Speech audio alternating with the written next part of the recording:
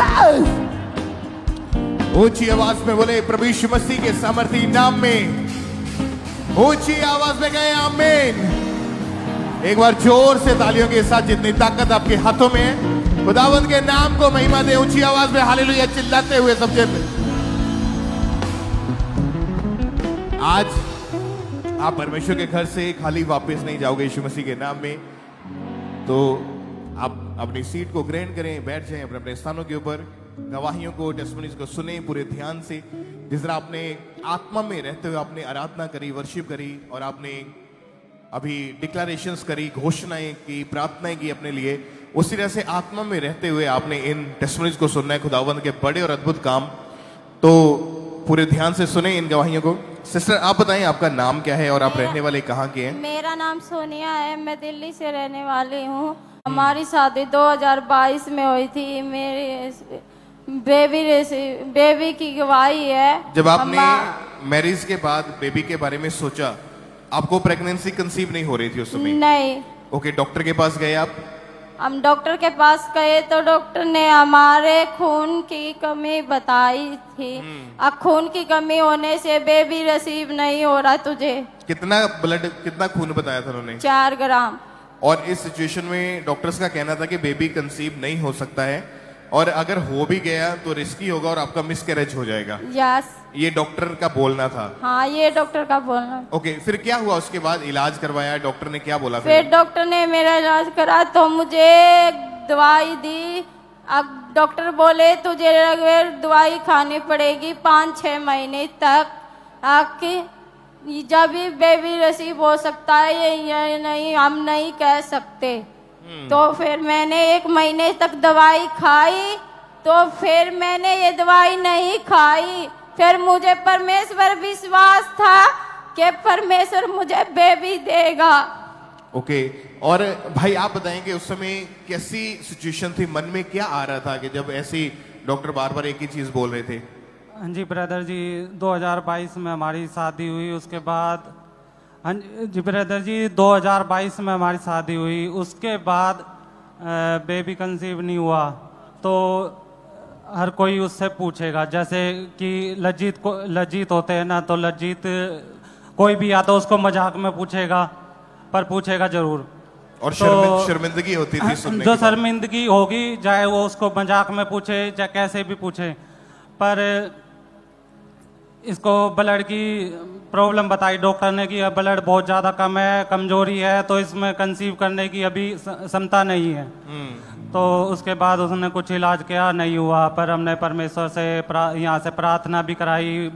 Oil लिया गया था, ऑयल लगाया गया, और पर डे हमने प्रार्थना कराई। उसके बाद और मार्च 2024 में जब आप यहाँ पे ऑनलाइन प्रार्थना हम देख रहे थे घर पे, तब हमने आप यहाँ कब आए? चर्च में कब आए थे आप? यहाँ हम 2021 से जुड़े हुए हैं चर्च से।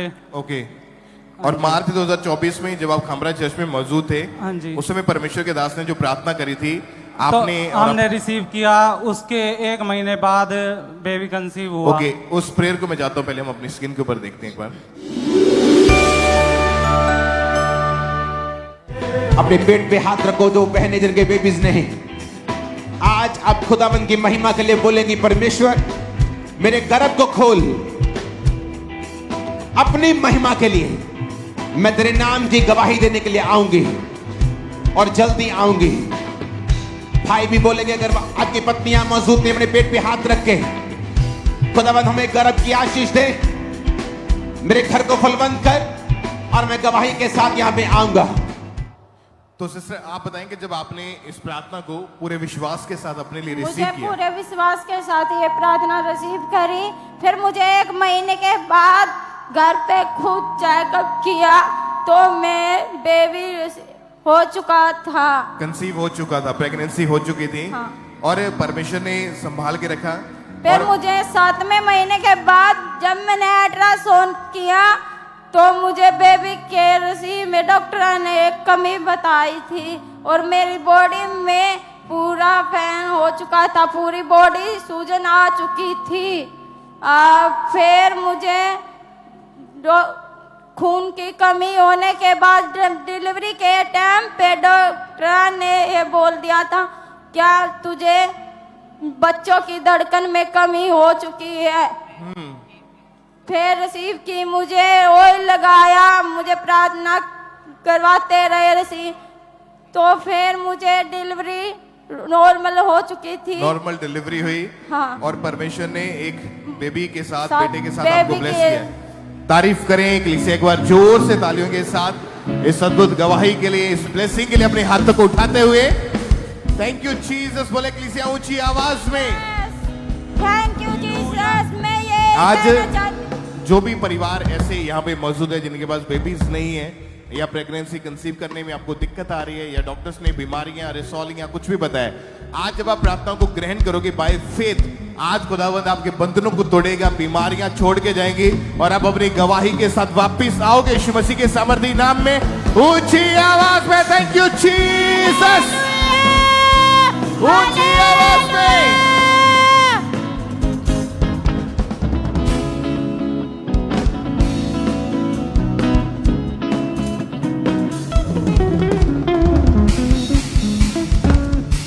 भाई आप बताएं आपका नाम क्या है, आप रहने वाले कहाँ के हैं? मेरा नाम रमन कुमार है। मैं नकोदर नामा पिंड जट्टा और पुर्तगाल से आया हूं मैं। ओके, आप अपनी गवाही बताएंगे। साल 2023 में आप काम के जॉब के सिलसिले में पुर्तगाल गए थे। जी भाई जी। ओके, क्या हुआ था, कैसा आपका जीवन था, उसके बारे में बताएं प्लीज। भाई जी, मैं वैसे पहले से विश्वास करता था और विश्वासी था मैं पहले से ही। तो मैं काम के सिलसिले में पुर्तगाल गया और उधर प्रार्थना करता था। लगातार प्रार्थना नहीं कर पाया और बिजी रहने के लिए, और जी तो लगातार बिजी रहने के लिए मैं नशे में चला गया और प्रार्थना नहीं करता था। क्या क्या नशा आपने किया वहां पे? मैंने शराब पिया और भांग का नशा भी किया उधर। और जो भी पैसा कमाते थे उसमें से ज्यादातर जो पैसा था वो नशों पे ही आपका जी खर्च जी होता था। ब्रदर जी। तो आपके मन में आता नहीं था कि मैं क्यों कर रहा हूँ, मैं छोड़ दूं इस नशे को? ब्रदर जी, मन तो करता था पर छोड़ नहीं पा रहा था। क्या होता था जब छोड़ने की कोशिश करते थे तो? ब्रदर जी, छोड़ना तो चाहता था, नहीं छोड़ पा रहा था ब्रदर। ओके, आप पहले से ही परमेश्वर को जानते थे, यीशु मसीह के बारे में आपको मालूम था? जी ब्रदर जी, मैं इधर 2012 के करीब इधर पहले मैं खांपरा चर्च आया था और पूरा प्रॉपर नहीं आता था इधर चर्च में। वैसे कभी आ गया कभी नहीं आया, तो वचन भी पूरी तरह मालूम नहीं था। और संगति में बने ना रहने की वजह से आपका जीवन टोटली पाप में जा चुका था। जी ब्रदर जी। चर्च पहले आते थे, कभी आ गए कभी नहीं आए, प्रार्थना कर ली नहीं कर ली जी। और प्रभु के साथ वो रिलेशन नहीं था आपका, नहीं था ब्रदर। कोई संगति नहीं थी। कोई ओके, संगति नहीं इसकी थी। वजह से आपका जीवन टोटली पाप में था, नशों में था, बुराई में था। आप ये बताएं कि पर परमेश्वर ने कैसे आपके जीवन में मिरेकल किया, कैसे आपको डिलीवरेंस मिली, ब्रदर कैसे खुदा ने जी, काम किया? मुझे मालूम था कि परमेश्वर के घर में ही मुझे छुटकारा होगा। और मैं फेसबुक पे पास्टर अंकुर मिनिस्ट्री का पेज फॉलो किया था और मैंने देखा उधर पोर्तो ब्रांच है, मेरे पास में ही है। और मैं गया और मैं लगातार 3 एतवार गया, मुझे बहुत शांति मिली उधर। तो मैंने सोचा मैं घर पे ऑनलाइन देखता हूँ, तो मैं घर पे थोड़ा सा 1 घंटा ऑनलाइन देखता था और मीटिंग प्रार्थना करता था, पर मुझे पूरा छुटकारा नहीं मिला था। तो मुझे उधर जो पोर्तो ब्रांच थी और उन्होंने मुझे ग्रुप में ऐड किया था, तो वो मैसेज सेंड करते थे कि यहाँ पर क्रूसट है। मैंने देखा क्रूसट है 23 जुलाई 2025 को और 24-25 को। तो मैंने मन बनाया कि मैंने काम पर बोल दिया कि मुझे 2 दिन की छुट्टी चाहिए। तो उन्होंने 2 दिन की छुट्टी दे दी। मैं 23 तारीख को और 24 तारीख को उधर गया। तो लिस्बन मेरे से थोड़ा दूर था, तो मैंने छुट्टी ली 2 दिन की। तो उधर पहले दिन मैं जब 23 तारीख को, मुझे बहुत अच्छा लगा क्रूसट पे मैंने प्रार्थना की। और 24 जुलाई को मैं अगले दिन जब गया और परमेश्वर के दास ने जब प्रार्थना की और मुझे वॉमिटिंग आई और मुझे ऐसे लगा कि मेरे से अंदर से कुछ निकला है। तो मैंने प्रार्थना रिसीव की और तब से मैंने मन बना लिया कि मैं बपतिस्मा ले लूंगा अभी। तो मैंने बपतिस्मा लिया और उसके बाद मैं 10 दिन के बाद मैंने देखा कि जो मेरे पास बोतल थी शराब की, मेरे छूने को मन नहीं कर रहा था और मैं सोच रहा था कैसे फेंकूं इसको। तो मेरे वो शांति जो परमेश्वर ने दी, और मैं कैसे बयान कर पाऊं वो अनंत शांति, तो जो पहले नहीं थी, जो ड्रिंक करके भी नहीं थी शांति, तो अब परमेश्वर ने बहुत शांति दी। अनंत जीवन यही है। अनंत कितने जीवन महीने हो चुके हैं पूरी तरह से नशों से आजाद है भाई? जी जी। कितने जी महीने brother। से? अभी 7 महीना 22 दिन हो गए। कोई नशा नहीं किया कोई- आपने? कोई और कोई नशा। तलब भी नहीं लग रही आपको? नहीं, कोई तलब नहीं। और परमेश्वर ने अब- आपको, अब ब्रदर परमेश्वर के वचन की तलब है वही। हाँ जी और आप वहाँ इवेंजलिज्म की सेवा करते हैं जी पुर्तगाल में? जी ब्रदर जी। और पुर्तगाल में लीगल आप सिटीजन भी बन चुके हैं? जी favor ब्रदर मिला जी, परमेश्वर ने ब्लेस किया है। फाइनेंशियली परमेश्वर ने ब्लेस किया जी, है। जी, अपने brother। हाथों को उठा के खुदाबंद के नाम को महिमा दे तालियों के साथ हालेलुया। ऊंची आवाज में थैंक यू तूने जीसस बोलते हुए हालेलुया। ऊंची आवाज में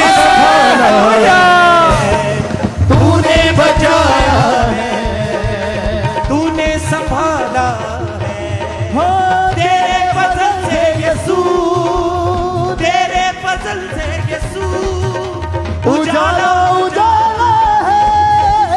तूने बचाया है, तूने संभाला है, तूने बचाया है, तूने संभाला है, तूने बचाया है, तूने संभाला।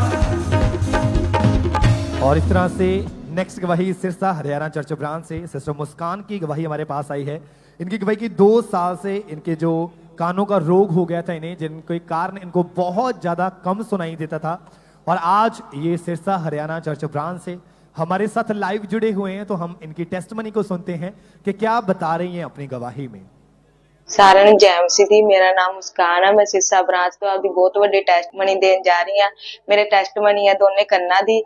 ਜਦੋਂ ਮੈਂ ਆਪਦਾ ਕੰਨ ਕਲੀਨ ਕਰ ਰਹੀ ਸੀ ਉਸ ਕਾਰਨ ਮੇਰੇ ਡੱਕਾ ਵੱਜ ਗਿਆ ਸੀ, ਜਿਸ ਕਾਰਨ ਮੇਰੇ ਬਹੁਤ ਜ਼ਿਆਦਾ ਦਰਦ ਹੋਣ ਲੱਗਾ ਸੀ। ਮੈਂ ਡਾਕਟਰ ਕੋਲੇ ਗਈ ਤੇ ਉਹਨਾਂ ਨੇ ਦੋਨੇ ਕੰਨਾਂ 'ਚ ਛੇਦ ਦੱਸਿਆ ਤੇ ਆਪਰੇਸ਼ਨ ਦੱਸਿਆ ਤੇ ਬਹੁਤ ਜ਼ਿਆਦਾ ਦਰਦ ਹੋਣ ਲੱਗਿਆ। ਜਦੋਂ ਮੇਰੇ ਕੰਨ 'ਚ ਰੇਸ਼ਾ ਹੁੰਦਾ ਸੀ ਤੇ ਮੈਂ ਗੰਦਾ ਪਦਾਰਥ ਹੁੰਦਾ ਸੀ ਤੇ ਮੈਂ ਬਾਰ-ਬਾਰ ਕੋਟਨ ਬਦਲਦੀ ਹੁੰਦੀ ਸੀ ਕਿ ਜਦੋਂ ਮੈਨੂੰ ਲੋਕ ਬੋਲੀ ਕਹਿੰਦੇ ਸੀ ਤੇ ਸਕੂਲ ਫਰੈਂਡ ਮੈਨੂੰ ਬੋਲੀ ਕਹਿੰਦੇ ਸੀ। ਮੈਨੂੰ ਬਹੁਤ ਜ਼ਿਆਦਾ ਸ਼ਰਮਿੰਦਗੀ ਹੁੰਦੀ, ਜਿਸ ਕਾਰਨ ਮੈਂ ਸਕੂਲ ਜਾਣਾ ਵੀ ਬੰਦ ਕਰਤਾ ਸੀ ਤੇ ਮੈਂ ਬਹੁਤ ਜ਼ਿਆਦਾ ਰੋਂਦੀ ਹੁੰਦੀ ਸੀ। ਮੈਂ ਸਿਰਸਾ ਬ੍ਰਾਂਚ ਦੀ ਅੰਕਰੂਟ ਕਮਿਊਨਿਟੀ ਸੇ ਪਹਿਲੇ ਨਾਲ ਜੁੜੀ ਹੋਈ ਸੀ ਤੇ ਜਦੋਂ ਪ੍ਰਭੂ ਦੇ ਦਾਸ ਨੇ ਪ੍ਰੇਅਰ ਕੀਤੀ ਤੇ ਉਸ ਕਾਰਨ ਮੇਰੇ ਕੰਨ 'ਚ ਸੇਕ ਆਇਆ, ਮੇਰੇ ਦੋਨੇ ਕੰਨ ਹੀਲ ਹੋ ਗਏ ਤੇ ਮੈਨੂੰ ਬਹੁਤ ਵਧੀਆ ਲੱਗਿਆ, ਹਲਕਾ ਫੀਲ ਹੋਇਆ, जिस कारण मैं प्रभु दा दास और प्रभु दा धन्यवाद करती हूँ। सारे जय मसीह दी हालेलुया। तारीफ करें सबसे जोर से तालियों के साथ इस गवाही के लिए थैंक्स करें परमेश्वर का।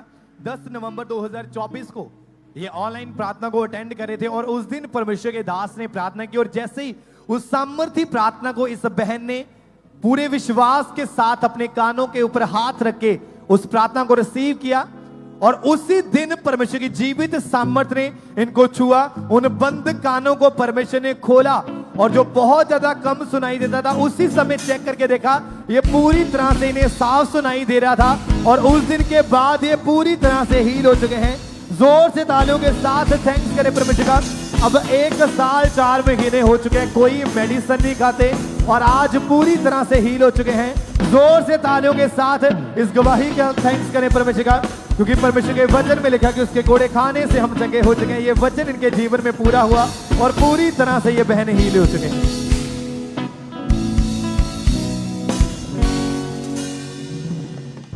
सिस्टर आप बताएं आपका नाम क्या है, कहाँ के आप रहने वाले हैं? मैं गुरदासपुर की रहने वाली हूँ और मेरा नाम काजल है। इनकी टेस्टमनी के जब इनकी शादी हुई जनवरी 2023 में, तो उसके बाद से जब बेबी के लिए सोचा तो प्रेगनेंसी कंसीव हो पा रही थी, लेकिन बार बार कॉम्प्लिकेशंस का सामना करना पड़ रहा था। तो आप बताएं कैसी आपकी लाइफ थी, क्या क्या होता था आपके साथ, उसके बारे में जरा। जब हमारी 2023 में मैरिज हुई तो तब मुझे बेबी कंसीव हो गया था। तो ऐसे मतलब हमारा बेबी कंसीव हो गया था।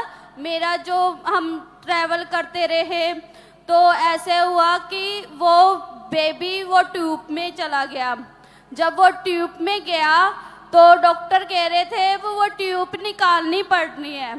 तो वो ट्यूब मैंने खुदा से प्रे करी, क्योंकि खुदावन तू ही जीवन देने वाला परमेश्वर है, ऐसा कुछ ना होए, क्योंकि तू ही सब कुछ संभालने वाला परमेश्वर डॉक्टर है। ने ये बोला था कि अगर वो फैलोपियन ट्यूब फट गई तो आपकी बॉडी में जहर फैल सकता है और इसकी वजह से हो सकता है इन फ्यूचर आप कभी प्रेगनेंसी कंसीव ना कर सको। और डॉक्टर का यही कहना था कि उस ट्यूब को हमें रिमूव करना होगा।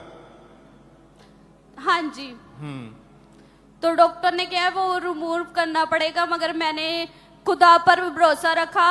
फिर मैंने कहा नहीं, मेरा परमेश्वर जीवित परमेश्वर है, वो सब कुछ नामुमकिन को मुमकिन करने वाला परमेश्वर है, वो संभव को संभव करने वाला परमेश्वर है। वो मेरी जिंदगी को और मुझे मेरी ट्यूब को भी बचाएगा और मुझे आगे भी बढ़ाएगा। तो मुझे उसके बाद फिर डॉक्टर ने फिर मेरा मिसकैरेज हो गया, तो फिर मेरे प्रेट करा। मतलब कि वो बेबी जो ट्यूब के अंदर था वो अपने आप ही डिसॉल्व हो गया था और आपकी ट्यूब जो थी अपने आप ही वो क्लीन हो गई थी। हाँ जी। उसको काट के बाहर निकालने की जरूरत नहीं पड़ी। नो। ओके, उसके बाद सेकेंड टाइम अक्टूबर 2023 में आप फिर से प्रेग्नेंट हुए थे, क्या हुआ फिर उसके बाद? उसके बाद फिर मेरे मिसकैरेज आ गया। थोड़ा टाइम फिर पहते हुए तो मुझे ऐसा हुआ कि मुझे ड्रीम्स आया। तो उस ड्रीम में मैं ऐसे देख रही थी भी मेरे ब्लीडिंग पड़ रही है। तो फिर उसके बाद मेरे मिसकैरेज हो गया। कितनी बार आपका मिसकैरेज हुआ? बेबी पेट के अंदर ही डेड हुआ? मतलब 4 बार। और डॉक्टर इस चीज का क्या रीजन बताते थे कि ऐसा क्यों हो रहा है बार बार? डॉक्टर कह रहे थे आप रिपोर्टें कराओ। मैंने रिपोर्टें कराई और मेरे हस्बैंड का फेथ परमेश्वर पर था। उन्होंने हमारी लड़ाई झगड़े भी हुए और वो कहते रहे कि आना लेते, हमने मेडिसिन नहीं खानी, क्योंकि यहोवा पर हमारा विश्वास है कि यहोवा देने वाला परमेश्वर। वचन पे लिखा है भी गर्भ का फल यहोवा की ओर से प्रतिफल लड़के यहोवा के दिए नाम के तोहफे हैं। तो कहता उस पर परमेश्वर पर भरोसा रख। तो मेरा भरोसा थोड़ा टूट गया था। आपने पूरा भरोसा बना के रखा परमेश्वर के ऊपर। क्या मन में आता था उस समय? अपनी लाइफ, अपनी सिचुएशन बताएं उस समय की। सबको जमसे की मैं परमेश्वर का धन्यवाद करता हूँ कि परमेश्वर ने अपनी महिमा के लिए मुझे गवाही के लिए खड़ा किया है। मैं 6 साल से परमेश्वर के साथ जुड़ा था और मेरी वाइफ काफ़ी 8-9 साल से परमेश्वर में है और हम सेवा में थे, दोनों जोड़े हम सेवा भी करते थे। तो मेरा जो विश्वास सी और खुदाबंद दे विच सी मजबूत सी और मैं प्रेयर से भी रहिंदा सी ते वचन दे विच भी मेरा मजबूत ही फास्टिंग ची ते मेरे वाइफ का विश्वास कमज़ोर पै गया। जो जे कंडीशन ये बन लग पई कि मिसकैरेज होने लग पे तो ये प्रॉब्लम आन लग पई। ये कहती मैनू तुसीं डॉक्टर को दिखाओ। मैं इन्हूं डॉक्टर को लैके नहीं सी जांदा सी। मैं कि नहीं, मैं परमेश्वर के वचन च किते नहीं लिखिया कि तुसीं फलाने डॉक्टर को जाके मैडिसिन खाओ तो तुहानूं बच्चे हो जाएंगे। पर परमेश्वर के वचन च मैं ये लिखिया वा कि गर्भ का फल यहोवा की ओर से प्रतिफल है। मैनू यही कहना सी कि नहीं, आपां डॉक्टरों को नहीं जाना, आपां रिपोर्टां नहीं करानियां, आपां मैडिसिन नहीं खानी, असी विश्वास करना तो परमेश्वर से करना, परमेश्वर ही सानू देगा। पर नहीं, मेरी वाइफ नहीं मानती रही। मैनू फादर के वर्ड चेते आए कि मेरा स्पिचर फादर कहते हैं कि मैं अपना विश्वास तुहानू नहीं दे सकता है, मैं अपना फेथ तुहाडे उत्ते नहीं थोप सकता। मेरा फेथ ज़्यादा से मेरी वाइफ का फेथ थोड़ा घट गया सी। क्योंकि बार बार मिसकैरेजेस होते जा रहे थे। 4 बार ऑलरेडी बेबी पेट के अंदर ही डेड हो चुका था, जिसकी वजह से लगता था कि डॉक्टरी ट्रीटमेंट करवाएंगे और काम हो जाएगा। तो डॉक्टरी लाइन में भी गए, ट्रीटमेंट भी करवाया, सब कुछ करके देख लिया, लेकिन कोई फर्क नहीं पड़ा। परमेश्वर ने फिर कैसे आपकी जिंदगी में ये मिरेकल किया, कब किया?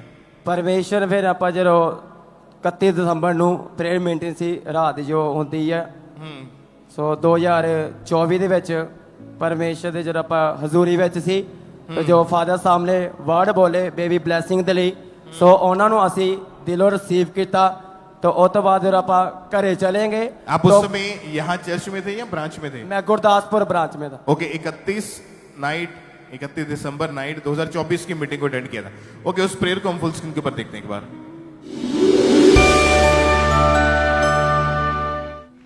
आपका न्यू ईयर जो आप परमेश्वर के भवन में हो, खुदा के भवन में आप इस नए साल में हो, ये ऑर्डिनरी बात नहीं है। परमेश्वर आपके विश्वास को जो आपने प्रभु के लिए दिखाया है उसका ऑनर करेगा। वो आपके वंश को बढ़ाएगा, सारे श्रापों को खत्म करेगा वो आपके रास्तों को साफ करेगा और आपको नेक्स्ट लेवल पे लेके जाएगा। आमीन। ऊंचा धड़कने वाला यीशु मसीह के नाम में। और जब प्रार्थना को पूरे विश्वास के साथ ग्रहण किया, अनॉइंटेड स्वीट को आपने ग्रहण किया, क्या हुआ फिर उसके बाद? ਉਹ ਤੋਂ ਬਾਅਦ ਆਪਾਂ ਜਦੋਂ ਘਰੇ ਗਏ ਤੇ 5 ਤਰੀਕ ਨੂੰ ਸਾਡੀ ਵੱਡੀ ਗੁੱਡ ਨਿਊਜ਼ ਮਿਲੀ ਤਾਂ ਮੇਰੀ ਵਾਈਫ ਤੋਂ ਪ੍ਰੈਗਨੈਂਟ ਹੋ ਗਈ ਸੀ। तो ਉਸ ਤੋਂ ਬਾਅਦ ਪਰਮੇਸ਼ਰ ਨੇ ਇਹਨੂੰ 9 ਮਹੀਨੇ ਪੂਰਾ ਸੰਭਾਲ ਕੇ ਰੱਖਿਆ, ਬੇਬੀ ਨੂੰ ਇਹਦੇ ਘਰ ਨੂੰ ਕੰਪਲੀਟ ਸੰਭਾਲ ਕੇ ਰੱਖਿਆ।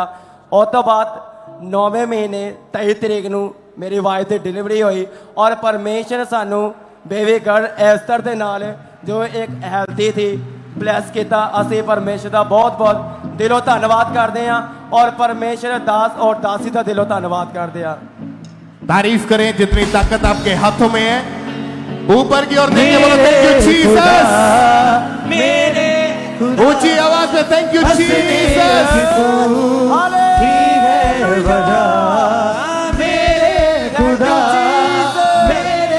खुदा हंसने की तू ही है वजह, मेरी खामोशियों में हंसने की तू है वजह,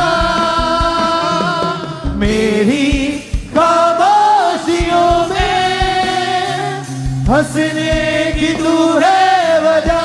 मेरे खुदा मेरे खुदा मेरे खुदा हंसने की तू। तारीफ करें एक बार जोर से तालियों के साथ। जिनके पास अभी बेबीज नहीं है, जो अभी तक ब्लेस्ड हुए, आप उनको क्या मैसेज देना चाहते हैं, क्या सलाह देना चाहते हैं?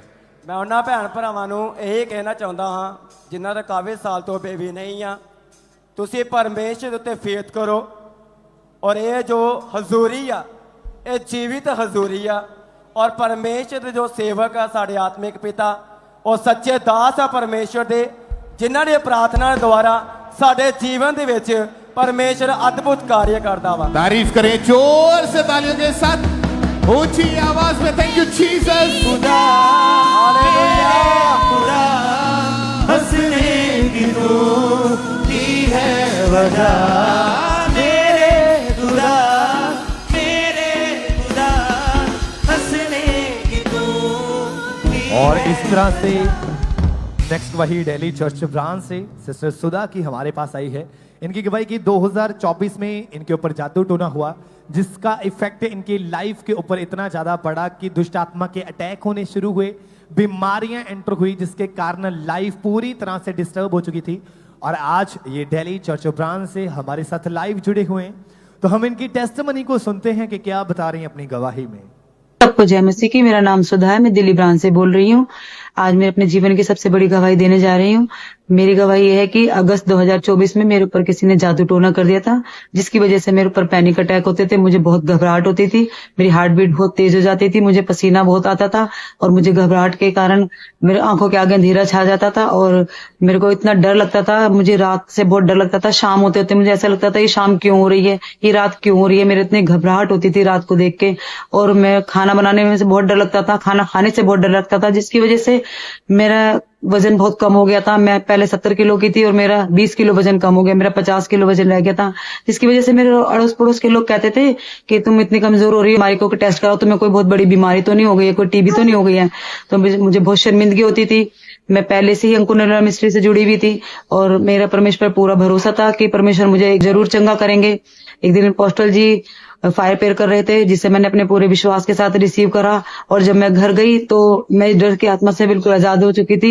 बड़ी गवाही के लिए मैं परमेश्वर का बहुत बड़ा धन्यवाद करती हूँ और परमेश्वर के दास दासी का भी धन्यवाद करती हूँ। सबको जय मसीह की। तारीफ करें सबसे जोर से तालियों के साथ इस गवाही के लिए थैंक्स करें परमेश्वर का। फिर 27 नवंबर 2025 को परमेश्वर के दास ने घोषणाएं की कि याकूब के घराने पे कोई भी जादू टोना नहीं चल सकता और उस घोषणा को इस बहन ने पूरे विश्वास के साथ ग्रहण किया कि मैं याकूब के घराने की हूं, मेरे ऊपर कोई जादू टोना नहीं चल सकता। और उसी समय इनको ऐसे लगा कि इनको कोई छोड़ के गया और उस दिन के बाद इनके ऊपर कोई अटैक नहीं हुए, कोई बीमारी नहीं और पूरी तरह से ये उस जादू टोने से, उस बीमारियों से, उस दुष्ट आत्माओं से पूरी तरह से आजाद हो चुके हैं। जोर से तालियों के साथ इस गवाही के लिए थैंक्स करें परमेश्वर का कि कैसे परमेश्वर लोगों को आजाद कर रहे हैं, लोगों को डिलीवर कर रहे हैं। क्योंकि परमेश्वर के वचन में लिखा है कि परमेश्वर पूरा छुटकारा देने वाला परमेश्वर है। तो जब आप परमेश्वर के आगे प्रार्थनाएं करते हैं तो परमेश्वर फिर आपको पूरा छुटकारा देता है।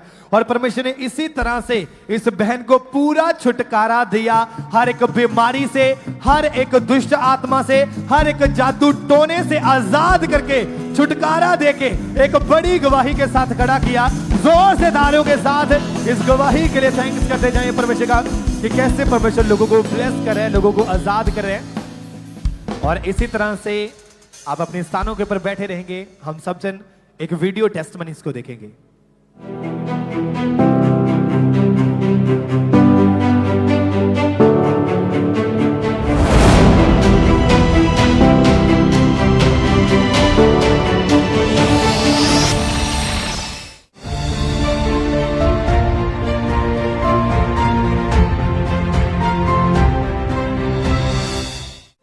हालेलुया।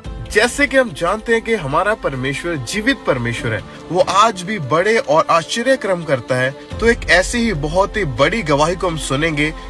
तो डॉक्टर ने मेरा चेकअप किया, तो चेक करने के बाद डॉक्टर ने बोला कि इनकी राइट साइड पैरालाइज हो चुकी है। तो ऐसे ही काफ़ी दिनों तक मेरी MRIs होती रही और इवन मैं 2 महीने उस हॉस्पिटल में रही। तो उस 2 महीने के दौरान मेरे हस्बैंड ही मुझे वॉशरूम ले जाते थे और मैं टोटली बेड पे थी और अपने हस्बैंड के ऊपर और अपनी फैमिली के ऊपर डिपेंड थी। पर जब अंकुर नूला मिनिस्ट्रीज में इन्होंने लगातार आना शुरू किया, परमेश्वर ने इनकी जिंदगी में इनको चंगा किया और हर तरह की बीमारी से आजाद करके एक नया जीवन दिया। हालेलुया, सबको जय मसीह की। मेरा नाम सरिता है और मैं गांव मंगलोर यमुनानगर हरियाणा की रहने वाली हूं और आज मैं अपनी लाइफ की बहुत बड़ी गवाही देने जा रही हूं। मेरा विश्वास है कि ये गवाही सुनकर आप लोग भी ब्लेस होंगे और परमेश्वर आपकी लाइफ में भी बहुत बड़े काम करेगा। जनवरी 2018 की बात है कि एक दिन मैं ऐसे ही नॉर्मली नाइट में खाना वाना खा के सब काम निपटा के अपना सोई थी। जब सुबह मेरी आँख खुली तो मैंने बेड से पैर नीचे उतारा तो मैं एकदम से गिर पड़ी और गिरने के बाद मुझे नहीं पता रहा कि मैं कब बेहोश हो गई। तभी मेरे हस्बैंड ने मेरे को देखा और वो मुझे एक डॉक्टर के पास लेके गए, लोकली डॉक्टर के पास लेके गए। तो डॉक्टर ने कहा कि इनको हॉस्पिटल ले जाइए, यहाँ पे हमें नहीं पता इनको क्या हुआ है। फिर मेरे हस्बैंड मेरे को यमुनानगर में एक प्राइवेट हॉस्पिटल में लेकर गए, वहाँ पे जाके मुझे होश आया। तो डॉक्टर ने मेरा चेकअप किया, तो चेक करने के बाद डॉक्टर ने बोला कि इनकी राइट साइड पैरालाइज हो चुकी है। तो मेरी राइट साइड बिल्कुल भी मूव नहीं कर रही थी, मैं कुछ नहीं कर पा रही थी, ना ही मैं उठ पा रही थी, ना ही मैं बैठ पा रही थी, बिल्कुल भी हिल नहीं पा रही थी। तो ऐसे ही काफ़ी दिनों तक मेरी MRIs होती रही और इवन मैं 2 महीने उस हॉस्पिटल में रही। तो उस 2 महीने के दौरान मेरे हस्बैंड ही मुझे वॉशरूम ले जाते थे और मेरे हस्बैंड ही मुझे खाना खिलाते थे। 2 महीने के दौरान जब मैं हॉस्पिटल में थी तो मेरी बॉडी में कोई भी सुधार नहीं आया। मैं अपने हाथ पैर को मूव नहीं कर पाती थी राइट साइड को और मैं टोटली बेड पे थी और अपने हस्बैंड के ऊपर और अपनी फैमिली के ऊपर डिपेंड थी। तो फिर उसके बाद जब मेरी बॉडी में कोई फ़र्क नहीं लगा तो मेरे हस्बैंड ने हॉस्पिटल चेंज करने का सोचा, तो उन्होंने दूसरे हॉस्पिटल में वो मुझे लेके गए। जब मेरे हस्बैंड मुझे हॉस्पिटल में लेके गए तो डॉक्टर ने मुझे एडमिट किया और वहाँ पे उन्होंने फिजियोथेरेपी वगैरह दी और फिर उसके बाद कोई भी मतलब सुधार नहीं आ रहा था मेरी हालत में। फिर मेरे हस्बैंड को उन्होंने डॉक्टर ने बोला कि आप दूसरे हॉस्पिटल का उन्होंने सजेस्ट किया। तो मेरे हस्बैंड फिर मेरे को तीसरे हॉस्पिटल में भी लेके गए और वहाँ पे भी फिजियोथेरेपी हुई और बस यही ड्रिप लगी और डॉक्टर ने ट्रीटमेंट किया, बट वहाँ पे भी कोई सुधार नहीं आया। फिर मेरे हस्बैंड मुझे घर लेके आ गए, दवाइयाँ चलती रही मेरी ऐसी, मैंने 20 से 25 डॉक्टर चेंज किए और मेरी लाइफ ऐसी हो चुकी थी, बिल्कुल ही मतलब ऐसी हो चुकी थी कि मैं पूरी तरह अपने हस्बैंड के ऊपर डिपेंड थी। और क्योंकि हम प्राइवेट जॉब कर रहे थे, मेरे बीमार होने से पहले मैं भी प्राइवेट जॉब करती थी, मेरे हस्बैंड भी बैंक में ही जॉब करते थे और मैं बैंक में मैनेजर थी प्राइवेट बैंक में। तो उस दौरान हम दोनों, क्योंकि मैं बेड पे आ चुकी थी और मेरे हस्बैंड मुझे संभालते थे, मेरी देख रेख करते थे, तो उनका भी काम छूट गया था और मेरा भी काम छूट गया था, दोनों की जॉब जा चुकी थी और जो भी हमारी सेविंग्स थी वो भी सभी ख़त्म हो चुकी थी और कोई कोई सुधार नहीं आ रहा था। 20 से 25 डॉक्टर चेंज भी किए हमने, पर कोई सुधार नहीं था। मेरी अन्य जगहों पे, इतनी जगहों पे मेरे हस्बैंड लेके गए, वहाँ पे भी बहुत पैसा उन्होंने लगाया और डॉक्टर्स के पास। इस वजह से मतलब हमारी फाइनेंशियल कंडीशन डाउन हुई, जिसकी वजह से मेरे हस्बैंड ने गाँव में मकान था मेरा वो भी सेल किया और एक शहर में बनाया था वो भी सेल किया। इवन मेरे हस्बैंड ने 46 लाख का मेरा मकान बिके थे, वो सारा पैसा मेरे हस्बैंड ने मेरे ऊपर लगा दिया था। मेरे घर में कोई ऐसी चीज़ नहीं रही थी जो मतलब सेल ना की गई हो, हर एक चीज़ हमने सेल करके मेरे ऊपर पैसा लगाया। उसके बाद भी मेरी हालत में कोई सुधार नहीं था और भी लोगों से कर्जा उठा के मेरे हस्बैंड ने मेरे ऊपर पैसा लगाया था। जब मतलब सब चीज़ बिक गई थी तो हम गांव में आ चुके थे। तो गांव में आने के बाद हम ऐसे कमरे में रहने लगे जहाँ पे हम पहले जानवर बांधते थे, तो उस कमरे में हम रहे। फिर इस दौरान मतलब ऐसी सिचुएशन हो गई थी तो मेरे हस्बैंड दिहाड़ी मजदूरी करने लगे थे। जहाँ पे उनको काम मिलता था वो वहाँ जाते थे और आके मुझे भी संभालते थे। और कई बार मेरे साथ ऐसा होता था कि एकदम से मेरा फेस टेढ़ा हो जाता था और मैं उस टाइम पे अनकॉन्शियस हो जाती थी, वो तब भी मुझे संभालते थे। जब मेरी ऐसी हालत थी तो मेरे बच्चे जो स्कूल में पढ़ते थे, देहरादून पढ़ते थे हॉस्टल में, वो भी घर पे आ गए क्योंकि उनकी फीस नहीं जमा हो पाई। तो ये एक सिचुएशन हुई तो वो भी घर पे आ गए। तो और बच्चे दोनों छोटे थे तो उनको भी हमें ऐसे ही रखना पड़ा, उनका कोई स्कूल में एडमिशन नहीं हम करा सके। और मतलब उस टाइम पे माइंड एक इतना डिप्रेशन में चला गया था मेरे हस्बैंड का। और मैं 24 घंटे बेड पे जब थी तो मैं पूरा दिन रोती रहती थी कि अब मेरी लाइफ में कुछ नहीं बचा और मैं अपने बच्चों को भी संभाल नहीं सकती, मैं अपने हस्बैंड का किसी चीज में साथ नहीं दे सकती और मेरी वजह से सब चीज खत्म हो गई। तो जब ऐसी हालत थी तो लोगों ने भी मतलब बात करना तक बंद कर दिया था, कोई पास में भी नहीं आता था और ना कोई हाल चाल भी नहीं पूछता था। ऐसी हालत हो चुकी थी हमारी। जब मेरी ये कंडीशन थी और ना ही मेरी लाइफ में कोई उम्मीद बची थी कि कभी मैं ठीक हो पाऊंगी, तो एक दिन मेरे हस्बैंड काम पे गए तो वहाँ एक लड़का काम करता था। तो उसने अंकुर नूरुल्लाह मिनिस्ट्री के बारे में बताया और बताया कि वहाँ पे परमेश्वर बहुत बड़े बड़े काम करता है। जब उस लड़के ने मेरे हस्बैंड को अंकुर नूरुल्लाह मिनिस्ट्री के बारे में बताया तो मेरे हस्बैंड ने घर पे आके मुझे बताया कि ऐसे ऐसे एक चर्च है, वहाँ पे सबको चंगाई मिलती है।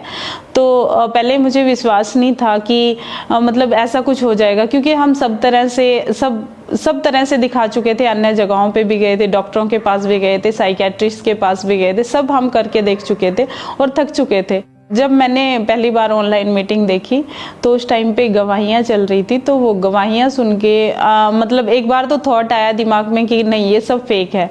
तो फिर मैं देखती रही उसको ऐसे ही, तो एक विश्वास अंदर से हुआ कि नहीं ये सच हो सकता है, इतने लोग तो फेक नहीं हो सकते। और जब मैंने गवाहियाँ सुनी तो मैंने लंगड़े लोगों को चलते हुए देखा और एक कैंसर की गवाही थी जो उस टाइम पे वो चंगाई मिली थी जिसे, उसे देखा और एक मैंने बेबी ब्लेसिंग की गवाही को देखा। तो मेरे अंदर मतलब ऐसा लगा कि नहीं सब फेक नहीं हो सकता, ये सभी रियल है। तो मैं उसको देखती रही। फिर परमेश्वर के दास आए और उनको देख के मेरे को मतलब एक अंदर से बहुत शांति हुई। परमेश्वर के दास जब परमेश्वर का वचन सुनाने लगे तो तब मेरे माइंड में बिल्कुल ही डिप्रेशन जा चुका था, मेरे माइंड में रिलैक्सेशन थी और मेरे माइंड में ये आ चुका था कि मुझे यहाँ से चंगाई मिलेगी। और फिर मैंने लगातार ऑनलाइन मीटिंग को अटेंड करना स्टार्ट किया। जो भी प्रेयर्स करते थे परमेश्वर के दास, उसे मैं रिसीव करती थी अपने लिए और मेरा फेथ पक्का हो चुका था कि मुझे यहाँ से चंगाई मिलेगी। तो फिर हमने पैसों का एडजस्टमेंट करके कैसे न कैसे पैसों का एडजस्टमेंट किया। फिर 20 नवंबर 2022 को मेरे हस्बैंड मुझे गाड़ी से खामरा चर्च लेके आए, उन्होंने उठा के मुझे चर्च में बिठाया और फिर उस दिन परमेश्वर के दास ने स्पेशल बीमारों के लिए प्रार्थना की। अपने हाथों को उठा लो क्योंकि वो फायर आप पर उतरने वाली है राइट नाउ। आज की मीटिंग में इस ब्लेसिंग को मैं देख रहा हूं। आपके केसेस, आपके रिपोर्ट्स जो फिजिकल बीमारी के हैं वो नॉर्मल हो रहे हैं। आप हीलिंग को लेके जा रहे हैं यहां से। Be healed in the mighty name of Jesus Christ. फिर उस सामर्थी प्रार्थना को जब मैंने सुना, मैंने अपने लिए विश्वास से ग्रहण किया, तो मेरे को एकदम से ऐसा लगा कि जैसे मतलब मेरे को बिजली का झटका लगा और मेरे को प्रकाश दिखाई दिया बहुत ज़्यादा। तो उसके बाद मैंने अपने आप को चेक किया, मैंने चलकर देखा तो मैं चल पा रही थी और मेरा हाथ भी हिल पा रहा था और मैं चल भी पा रही थी। मेरे को कोई दर्द नहीं था, कोई मेरी बॉडी का ऐसा पार्ट नहीं था जो मूव नहीं कर रहा था। मैं उसी दिन पूरी तरह हील हो चुकी थी और उसी दिन मेरी लाइफ मतलब ऐसे हो चुकी थी कि जो होप मैं खो चुकी थी वो मेरी लाइफ में एकदम से वापस आ चुकी थी। परमेश्वर ने मेरे साथ साथ नई लाइफ दी। तो जैसे मेरे हस्बैंड मुझे उठाकर लेकर आए थे और फिर मैं अपने पैरों पे चल के घर पर गई और मुझे देख के मेरे आस पड़ोस के लोग भी बहुत हैरान थे कि ये कहाँ गई थी और कैसे ये सही हुई। तो फिर जब उन्होंने मेरे से पूछा तो मैंने कहा कि मैं जिंदा परमेश्वर के घर में गई थी, मेरे प्रभु यीशु के घर में गई थी, जिसने मुझे चंगाई दी है और जो सबको चंगा करता है, जो लोगों को नई लाइफ देता है। मैं उस टाइम पे मेरी फैमिली का खुशी का कोई ठिकाना नहीं था, मेरी खुशी का कोई ठिकाना नहीं था, क्योंकि 4 साल के बाद मैं खड़ी हो सकी थी, मैं चल पाई थी। तो अब उसके बाद से मैं अपने सारे काम खुद से कर पाती हूँ। मैं खाना भी बनाती हूँ, मैं अपने बच्चों को स्कूल भी भेजती हूँ और टॉयलेट वॉशरूम भी खुद से जाती हूँ और सारे काम घर के मैं खुद से करती हूँ। अब मेरी फैमिली भी खुश है और मैं भी खुश हूँ। अभी मेरी लाइफ बहुत बेटर है पहले से, मतलब जब मैं बीमार थी, और अब मेरी लाइफ अच्छी तरह है। मैं अच्छे से सोती हूँ, अच्छे से खाती हूँ और अच्छे से रहती हूँ और ऑफिस भी जाती हूँ। अपने सब काम मैं खुद से करती हूँ और अभी मुझे किसी के सहारे की कोई ज़रूरत नहीं पड़ती। और अब मैं और मेरे परिवार ने, मेरे दोनों बच्चों ने, मेरे हस्बैंड ने, हमने चारों ने बपतिस्मा भी ले लिया है, अपना जीवन प्रभु को दे दिया है। और अभी मैं प्रेयर भी करती हूँ, सुसमाचार भी सुनाती हूँ और बाइबल भी पढ़ती हूँ और अभी मेरी लाइफ बहुत हैप्पी है। और अभी जो भी लोग मुझे देखते हैं, जिन्होंने मुझे बीमारी की हालत में देखा था, तो वो मुझसे पूछते हैं कि मैं अब मतलब इतनी जल्दी कैसे रिकवर हुई, कैसे मेरा फाइनेंस रिकवर हुआ, कैसे मेरी लाइफ रिकवर हुई। तो वो मुझसे पूछते हैं और मैं उनको जिंदा खुदा के बारे में बताती हूँ कि हाँ, मेरा यीशु जिंदा खुदा है और वो सब कुछ कर सकता है, वो सब कुछ करने की सामर्थ्य रखता है। अभी मेरे बच्चे भी एक बहुत अच्छे बड़े स्कूल में पढ़ रहे हैं और मेरे हस्बैंड ने भी अपना नया काम स्टार्ट कर दिया है और मैं भी अभी एक बैंक में सीनियर मैनेजर की पोस्ट पे हूँ। मेरे अंडर में 7 ब्रांचेज आती हैं। अभी मैं फाइनेंशियली बहुत ब्लेस हूँ और जो मेरा शैतान ने छीना था वो परमेश्वर ने मुझे वापस कर दिया है। और जो लोग आज भी बेड पे हैं या किसी बड़ी बीमारी से ग्रस्त हैं या जिनकी लाइफ में कोई होप नहीं बची, मैं उनसे कहना चाहूँगी कि प्रभु यीशु ही सच्चे परमेश्वर है, वो ही जिंदा खुदा है। एक बार उनके पास आए और वो उनको हर एक बीमारी से आज़ाद करेंगे। मेरा विश्वास है कि जैसे परमेश्वर ने मुझे एक लाइलाज बीमारी से उठा के मेरे को परमेश्वर ने खड़ा किया और चंगाई दी, ऐसे ही मेरा विश्वास है कि जब आप परमेश्वर को जानेंगे, प्रभु के पास आएंगे, तो वो आपको भी हर एक बीमारी से चंगाई देगा, हर एक प्रॉब्लम से आज़ादी देगा और आपकी लाइफ को भी वो मेरी तरह खुशहाल बनाएगा।